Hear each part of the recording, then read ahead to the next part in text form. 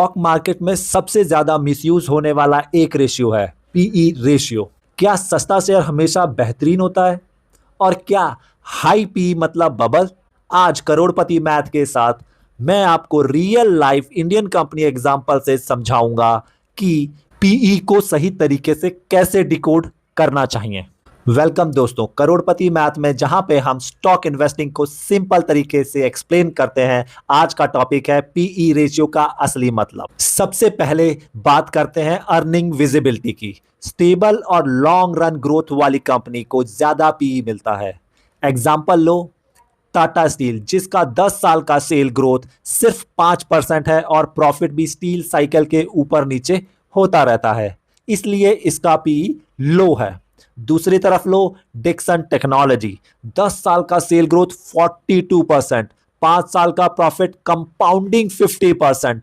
Market को यह predictability पसंद है, इसलिए इसका पी हाई है। मतलब लो पी हमेशा बार्गेन नहीं होता। दूसरा फैक्टर है अर्निंग ग्रोथ का स्कोप। वरुण बेवरेजेस ने पिछले 10 साल में प्रॉफिट 63% कैगर पे ग्रो किया है और 3 साल में 55% पे। Expansion plus rising consumption plus better margin ने मार्केट को इंप्रेस किया। कंपेयर करो एनटीपीसी से, 10 साल का प्रॉफिट ग्रोथ सिर्फ 9%।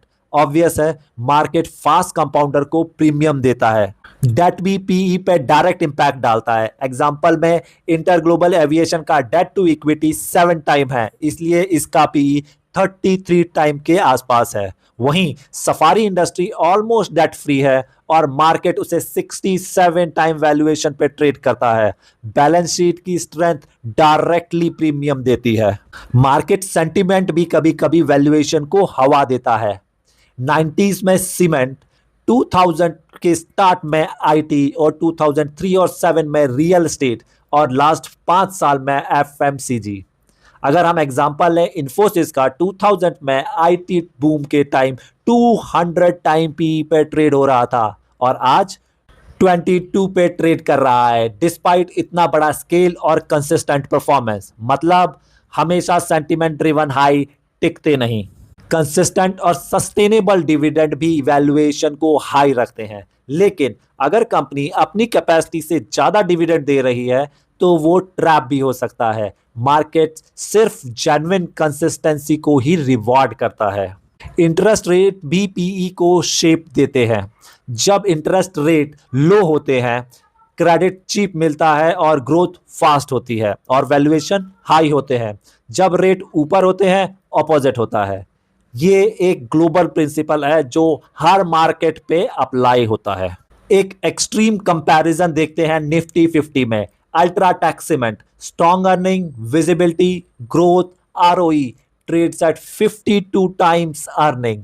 वहीं कोल इंडिया, स्लो ग्रोथ, ज्यादा डिविडेंड्स और लिमिटेड विजिबिलिटी, ट्रेड्स एट सिर्फ 7 टाइम।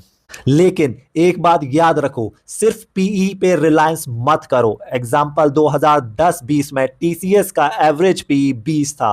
पैंडेमिक के टाइम पे वो 40 टाइम पे चला गया और अब एआई के थ्रेट से वो 25 पे गिर गया है। मतलब forecasting PE is dangerous. Better है ये पूछना, अर्निंग्स 2, 3 या 5 साल में कितना ग्रो करेंगे। रिस्क क्या है? मार्केट एक्सपेक्टेशन अंडर एस्टिमेट कर रहा है या ओवर एस्टिमेट कर रहा है। यही है असली करोड़पति मैथ।